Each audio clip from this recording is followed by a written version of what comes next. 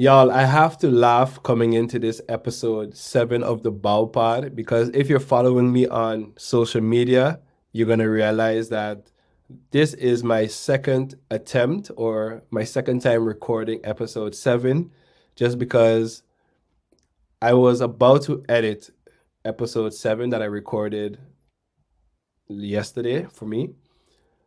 And as I'm listening to the recording, there was this annoying sound that I have no clue where it came from. And it just messed up the entire podcast. And so you can imagine, like deep down, I literally wanted to cry. But I thought, okay, it happened. Let's just jump right back into it right away and see if I can, go with the same thought process that I had when I recorded it the first time.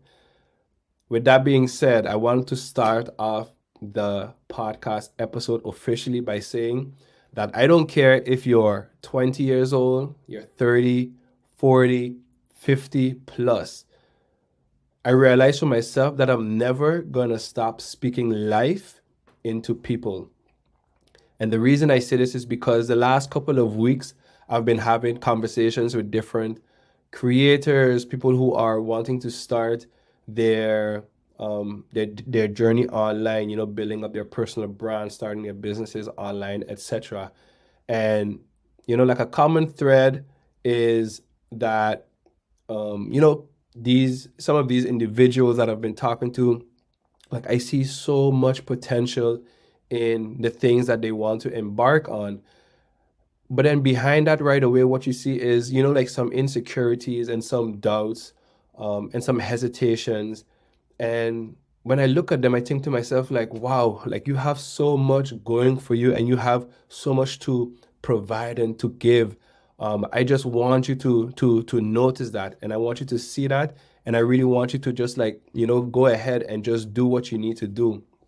And so that's why I really wanted to jump on here and make this podcast episode talking about being that encouraging source for someone else. If you've ever gotten it, if you've ever received it, you know how great that feeling is when someone speaks life into you and tells you, I know you may not be seeing it, but like you have a lot to offer. And it takes me back to my time during doing Toastmasters. So I was part of this organization called Toastmasters. It's an international organization. Probably wherever you are in the world, like you'll probably find a Toastmasters club. And it's a voluntary organization. So every club that you probably come across is going to be run by volunteers. And so it's up to the members to really create a nurturing and foster a very supportive environment. And so I started Toastmasters back in 2014. And within Toastmasters, because it's a voluntary organization run by volunteers, within each club, you have what you call a committee or a board. And the board I think it's a group of maybe 6 or 7 individuals that are, let's say for the term for like 1 year, usually 1 year, responsible for just ensuring that the club operations run smoothly. And so you have different positions like the president, you have a vice president of membership, vice president of education, you have a PR person. What else do you have? You have a secretary, you have a treasurer, a sergeant at arms. And so 6 months after me joining Toastmasters, so when the new year was about to start, I decided to be a part of the board because within Toastmasters, if I didn't make it already clear, it's an organization where you can work on your communication, your public speaking skills, but also develop your leadership skills in the process. And these leadership skills, you work on one by being part of the board, but also just taking up smaller tasks throughout the evening whenever members come together to meet. And so, I wanted to push myself to, work on my leadership skills alongside my public speaking skills. And so I decided to take up or run for the position of Sergeant at Arms. And the Sergeant at Arms is responsible for ensuring that the venue that members were meeting at to speak is set up nicely, that it's a welcoming environment whenever guests, new members, or just new visitors come to visit the club, and just ensure that they are welcomed very warmly and just taken through what they can expect throughout the night.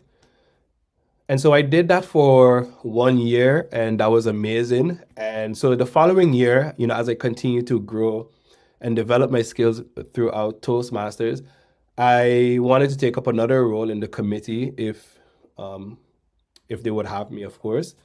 And so I was thinking maybe membership or just another role. It wasn't until an evening after one of the meetings, we would meet for drinks in a bar just to like talk through the evening before everyone went home. And the current president at the time, he came up to me, and it was getting close to elections, for board roles.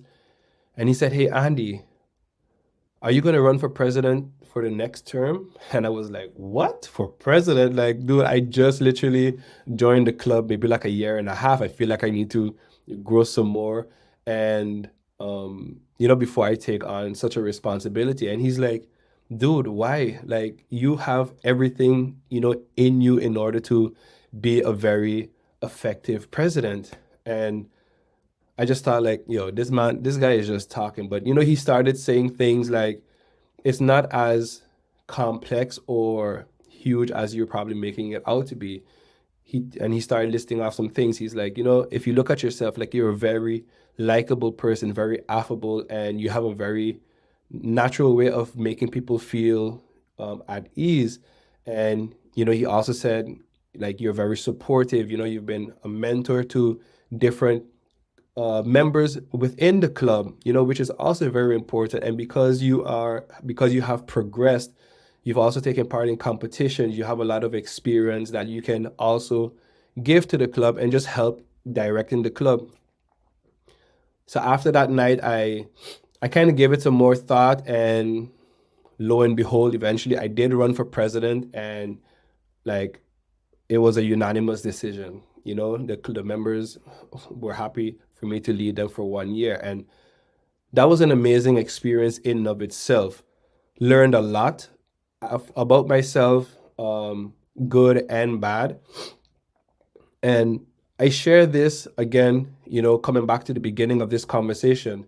Had that person not spoken life into me, or had that person not showed me the potential that they saw inside of me, even though I didn't see it myself, I would not have so early on within my journey within the Toastmasters setting have run for that position of president.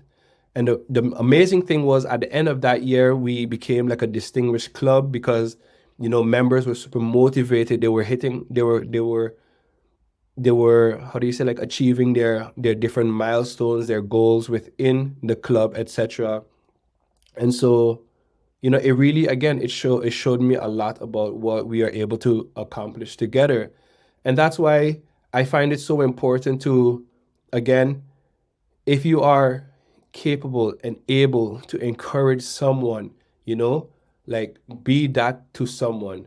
There's a beautiful quote, and I had to look up who said it, but it was from someone. The person is called Johann Wolfgang. And in this quote, he basically says, if you look at a man the way he is, he becomes worse. But if you look at a man for what he could be, then he can achieve, what was it? He can achieve anything. He can just like rise to the occasion. And I thought this was a beautiful saying, and this is a beautiful quote that goes along with this topic that I want to touch base on, just because, yes, someone might be in a situation where they, for themselves already, maybe might not have like the best positive outlook about themselves. And if you go ahead and just like tell them things that they are already feeling about themselves, like, who is it going to serve? It's not going to serve them. It's not going to serve you. It's not going to serve the people around them.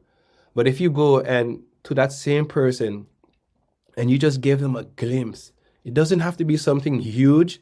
You just have to give them a glimpse of hope. just show them that little bit of potential that you see that maybe they had overlooked or they didn't even realize.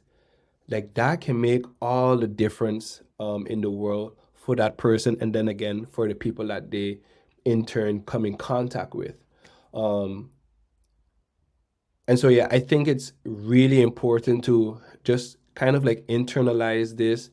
And in the previous episode of the BOWpod, episode 6, I started to touch base on your personal brand and, what you want to be known for, the feeling you want to create in the mind of your audience, your followers, whoever it is that comes in contact with you. And in doing so, you need to establish what your values are. And so you want to ensure that if you value being that source of encouragement, like you gotta let that be known. You gotta put that out there. And like I've been super invested in the online space, growing as a creator, as a contentpreneur, um, growing in this space, building your personal brand online. It can seem daunting, because you're basically taking ideas, your perceptions, and you're putting it out there online for people to take in.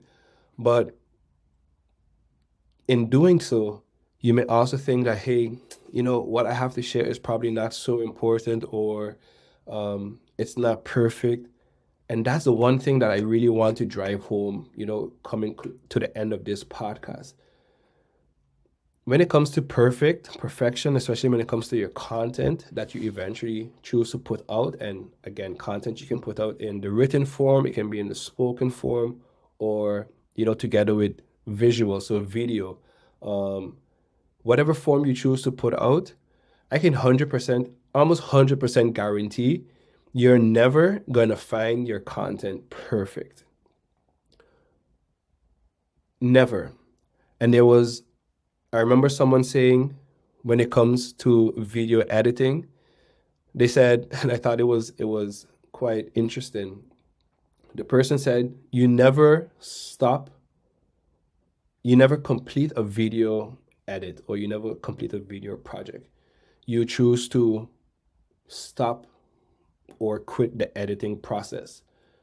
And I thought it was quite fascinating, but what they went on to explain was, the reason you just decide to stop is because if you really let yourself, there will always be something that you can find to tweak, to adjust, to feel like it can be a bit better. I can make this a little bit nicer, or make it a little bit more refined.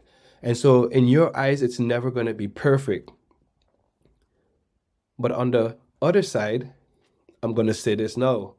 There is perfect content out there, but it's not in the way that you may think. Now you're probably saying, yo, but Andy, you just said, content is not perfect. And that's right, but it also is. But it's in the eyes of the individual.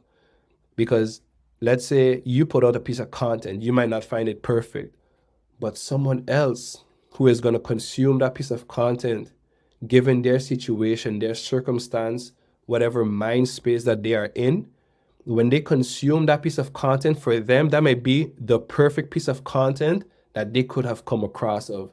For whatever reasons, in their mind, like that piece of content is perfect.